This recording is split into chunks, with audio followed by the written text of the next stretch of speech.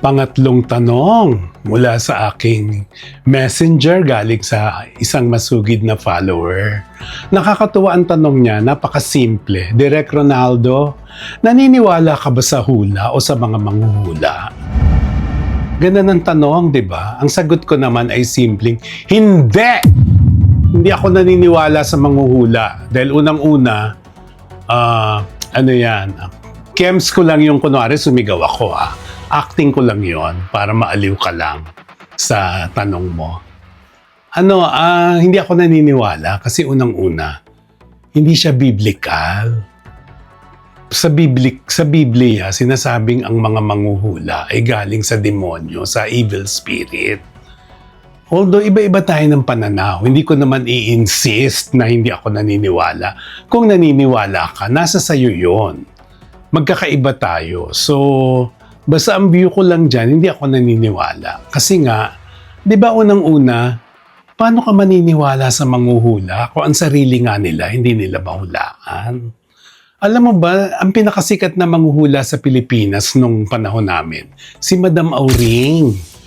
Pero yumao na si Madam Auring, ginagalang natin yan, naging kaibigan din natin. Kasi labas naman yung ginagawa niya sa pagkatao niya, sa pakikipagkapwa niya sa amin. So, love ko rin yan si Madam Auring noon at wala na nga siya sa mundong ito. Pero ito diniretsa ko siya noon kasi tumakbo yung konsehala sa Manila. Natalo siya. Sabi ko talaga sa kanya, "Oh Madam, ba't di mo nahulaan na matatalo ka?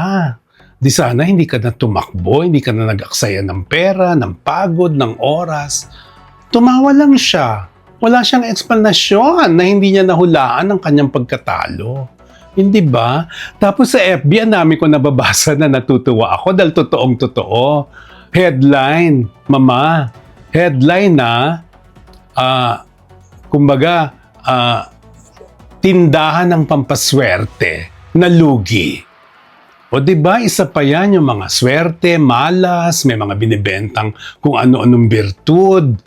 Pero asaan? Ba't nalugi? Ba't nasara? Tindahan ka nga kamo ng pampaswerte. Pero nasara, nalugi. At meron pang isa, gustong-gusto ko, joke siya, pero totoong-totoo. May kumakatok daw sa bahay nila. Kumatok siya sa bahay ng manghuhulang neighbor niya. So, katok, alam niya, manghuhula yung neighbor niya. O ba't nung kumatok siya, tinanong nung manghuhula, "Sino yan?" Diba? Kung ang manghuhula, alam niya lahat, ba't ultimo kumakatok sa bahay niya, tinatanong niya kung sino? Di sana nahulaan na niya. Alam mo yun lang, medyo ang lalim nito. Simple yung tanong pero malalim ito. Unang-una, kung totoong may manghuhula at credible ang kanilang sinasabi, kunwari, di ba, kung mahuhulaan mo yung lalabas sa loto, di ang yaman-yaman mo na ngayon. Di ba? O ba't di mo mahulaan? Kasi nga, hindi credible, maraming iniimbe-imbento lang din para lang mapag-usapan, ang hula-hula, ganyan. Meron nga sa Facebook din, sikat na manghuhula ngayon. Yung lahat ng hula niya, nega. Yung sa ganitong lugar, magkakasunog, sa ganitong lugar, may patayan, sa ganitong lugar, ganito ang mangyayari, pinag-iingat niya ang mga tao. Alam mo, kung totoo yung mga yan, dapat yung positive naman ng ihula mo, yung totoong mangyayaring positibo naman. Wala bang hulang positive? Lahat negative, lahat masama, lahat patayan, sunog, lindol, bagyo, etc. Mga common naman yan, kalamidad na mangyayari kahit hindi mo hulaan at kahit saang lugar, pwede naman talagang magkasunog, lumindol, bumagyo, may namatay, may nag-away, may nagsaksakan, may nagpatayan. Pwede naman. Hindi na hinuhula yan dahil kalamidad yan at sitwasyong normal na nangyayari sa buhay nating mga tao. Hindi ba? Kaya ang sa akin lang, hindi ko talaga matatanggap na maniniwala ako sa manghuhula dahil alam kong hindi totoo. Sa akin to. Again, hindi ko pinipilit sa inyo. Tinanong nyo lang ako Tinanong mo lang ako kung naniniwala ako. So, ang sagot ko hindi. Naalala ko pa, alam mo ba, nung panahon namin ni Mother Lily nung 80s. Alam mo, tuwing bago mag-showing ang pelikula ni Mother, kinabukasan, Wednesday noon, ang showing ng mga pelikula. Gabi, sinasama ako ni Mother Lily, Tuesday night, pupunta pa kami ng Parañaque. Una, magsisimba muna kami sa Baclaran. Tapos didiretso kami kay Aling Bining. Isang sikat na manghuhula ni Mother Lily nung panahon namin nung 80s. At itong si Aling Bining, parte ng kanyang karir bilang manghuhula, talagang feel ko na ine-etching-etching niya si Mother Lily. O Mother, kikita pelikula mo bukas. Blockbuster, Marisol Soriano, William Martinez, Snooki Albert, Blockbuster.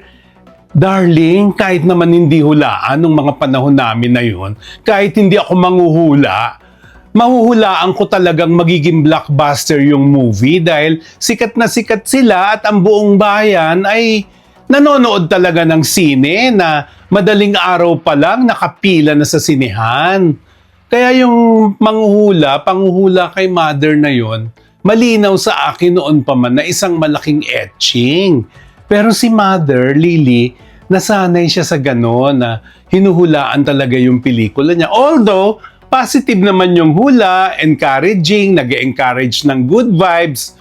So pwede na rin, kesa naman sa hulang negative, di ba? Alimbawa, yung manghuhulang yun, sinabi kay Mother, naku Mother, flop, mahina ang pelikula mo bukas. Sa tingin mo, babayaran siya ni Mother sa panghuhula sa kanya?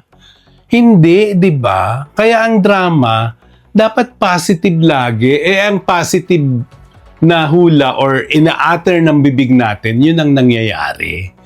Kaya yung hula, sumasabay lang sa iniisip ng tao pero hindi talaga katotohanan kaya nangyari yun dahil hinulaan niya. Nagkataon lang, lalo yung mga sakuna, nangyayari naman yan anytime, kahit saan, kahit kanino. 'Di ba? Kaya, sorry pero hindi ako naniniwala sa hula. Yan ang sagot ko sa tanong mo na again and again, hindi ko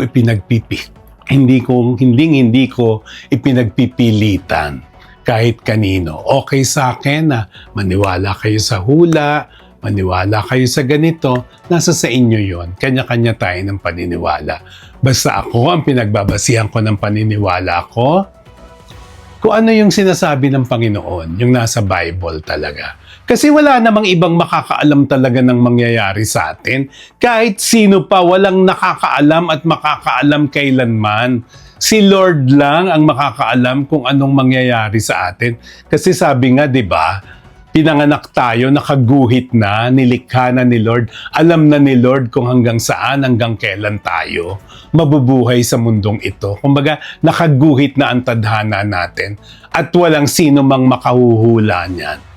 Dahil si Lord lang ang lumikha, siya lang ang nakakaalam ng lahat dahil siya ang pinaka makapangyarihan sa lahat.